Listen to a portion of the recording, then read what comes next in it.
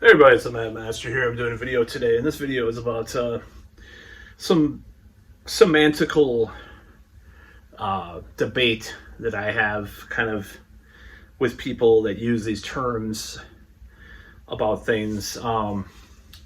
Specifically, a cyberpunk dystopia versus a technocratic dystopia. And I'm just gonna tell you what I believe the crucial differences are between those two concepts.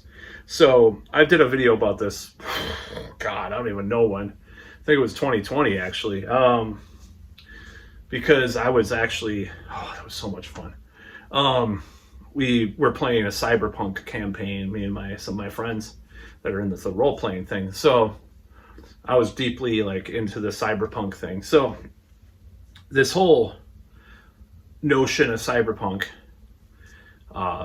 versus technocracy, it's like see, the cyberpunk thing is where there's room to maneuver for the regular person to some extent, but they have to flip the script on the technocratic overlords, and it's kind of this constant battle between those in power, corporations or politicians or whoever, or hackers, these movies and stuff, and the powers that be.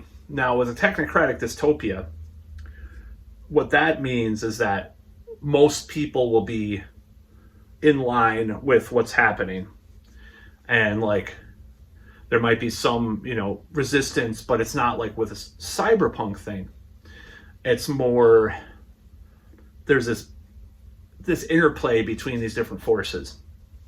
I think that's pretty apparent if you watch cyberpunk movies. And a lot of people consider a lot of things that aren't really cyberpunk movies. But I think, like, you have, if you want to go back to like not cyberpunk and not technocratic, but dystopian movies like 1984. And then you can talk about how that really is like a totalitarian, authoritarian kind of take on dystopia. Of course, it was real too, because of many countries had similar things going on.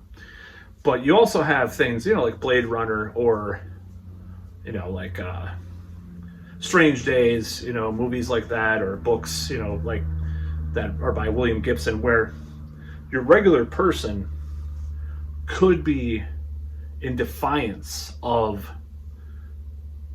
certain people, certain corporations, certain power structures, and still be able to sneak one in on them or over them. That's what people don't like to. That's a lot of people don't talk about this with regards to this, because the Great Reset, live in the pod, eat the bugs, is pretty simply like most people will be doing that, and you'll be cast out. If you don't follow along. Excuse me, stuttering. Stuttering. Anyways, that's kind of the difference to me. It's like technology will advance where maybe someone has an ability to hack their own programming or whatever you call it, or AI, and control it on an individualistic basis in defiance of whatever authority there is. And then, there'll be different groups, decentralized. It's, in other words, cyberpunk is way more decentralized than your typical dystopia. So people say, oh, so that's cyberpunk, like like Elysium, it's cyberpunk, or like Brave New World or whatever. And I wouldn't agree with that. Now, Brave New World might be what we're going towards, because there is like the red states in that are the savage lands, quote unquote. If you read the book, it's really strange to think about this, because like, unfortunately or fortunately, it is a lot of times the Democrat Party nowadays that's kind of going towards more technocracy because of big tech's influence, censorship, and so forth. And the Republicans are like saying, wait a minute, that's not to say that they don't have their own mischievously negative things that I don't like, that I definitely don't like about them.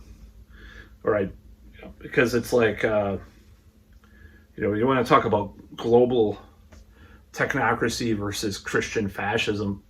I don't like either one. Now, I've talked about this before. Which one's easier to fight? Well, we've already fought Christian fascism many times in this country.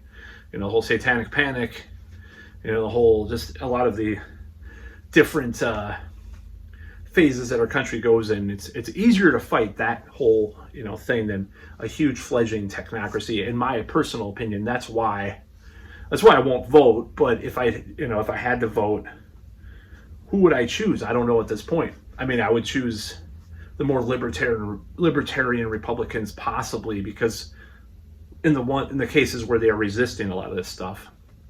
Now, that doesn't mean there's no Democrats I would ever vote for. I'm just saying, for the most part in our modern paradigm, I'm more afraid of the technocrats. I mean, maybe Green Party or Libertarian or whatever. I would still vote for the third parties, but I'm not going to vote for someone that's like going to give carte blanche to these people to have power over regular people. And that's what a lot of these people are doing, unfortunately. But yeah, I think I see there's a crucial difference between what we call cyberpunk dystopia and technocratic, you know, dystopia. And it's not really, I mean, it's not necessarily dystopia in a certain way.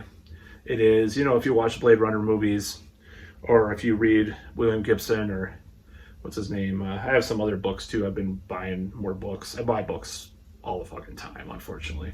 It's a bad habit of mine. I don't know what I'm going to do if I have to move or something, you know. There's books everywhere, and there's in the closet, up in my attic room, and all this stuff. I have books all over the fucking place, literally. So, yeah, to conclude, I think that the cyberpunk dystopian fiction, quote unquote, is actually more hopeful than the technocratic, overbearing, like authoritarian fiction. I mean, if you read the cyberpunk novels, it's like this person has this, you know, device that they hacked from someone else. You know, they're able to hack into this, and they're able to do this. They're fighting this person. Decentralized society more so than this technocracy. So that should give people hope that maybe one day we can turn the tables if things do go too far in one direction. Obviously, that's already happening in a certain way. But I'm going to do a video about this other trend that really, well, it's not a trend, but it's someone's announcement. But anyways, that'll be my next video. That's all.